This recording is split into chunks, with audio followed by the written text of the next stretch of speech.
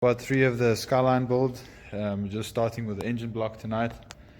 This engine, funny story, was actually built not so long ago.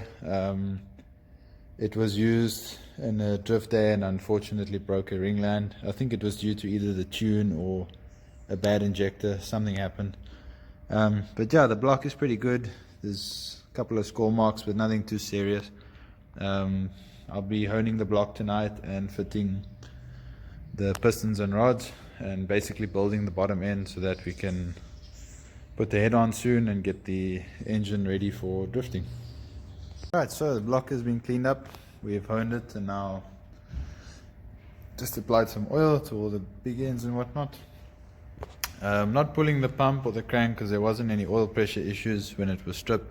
It was just basically misfiring because it had broken a piston. And said piston is this one. So there's the ringlands. Nissan engines don't like to run lean for whatever reason, and therefore the ringlands crack, break, and you get misfiring, engine, some compression, all that type of stuff. So these are our pistons. They've already been oversized, so we're just going to replace it with the same size piston. I could do this the cheap way and only replace one, but I prefer to do all of them and keep the other three as spares.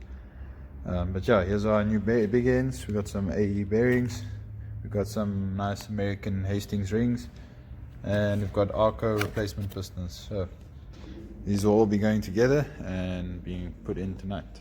Here's our new pistons fitted. There's the old ones there. As I said, I didn't want to only replace one, so here's all the new ones. It's going to be wiped down.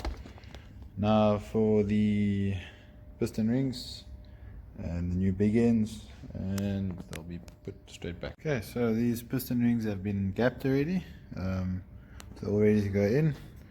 Using my ring expander. Don't twist compression rings onto a piston because you'll cause them to bend. They will crack and break, so always use a expander tool.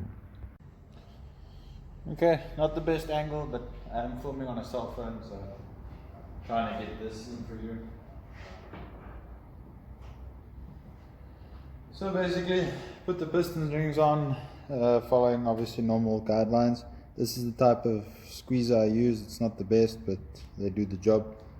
And yeah, bearings oiled up. Everything's been oiled. The more oil, the better. Don't be afraid to use oil. And yeah, just always remember that dot there is always to the front of the engine.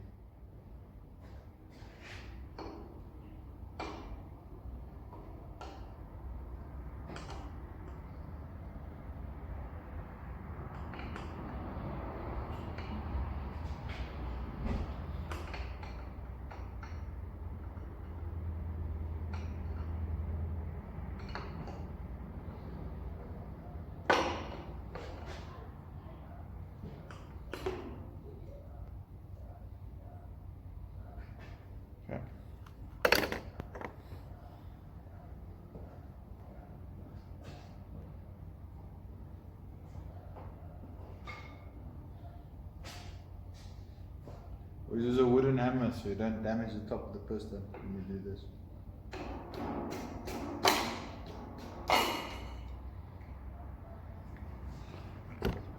There. Gently tap it till it's all the way down. That's that.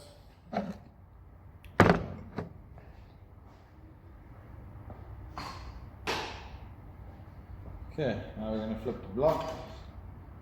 Put on our main bearing caps, and then we do the other two pistons. Same procedure.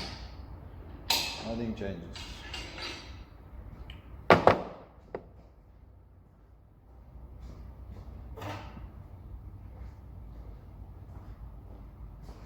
Okay, so we put our big end bearings in, nip to nip. We've got number 1 and number 4. Same process for all 4. We're going to torque them down. And then yeah, that should give us the right amount of crush on the bearings, and everything should turn freely. So I'm going to do that now. Okay, so basically this is the bottom end built. Our new pistons are in, new bearings are in. Everything's turning freely, which is obviously always a good sign. There's no marks, no marks being made on the ball, no issues. And yeah, everything's quite happy, so I'm going to leave them basically at middle distance, and then we should be getting ready to put the head on.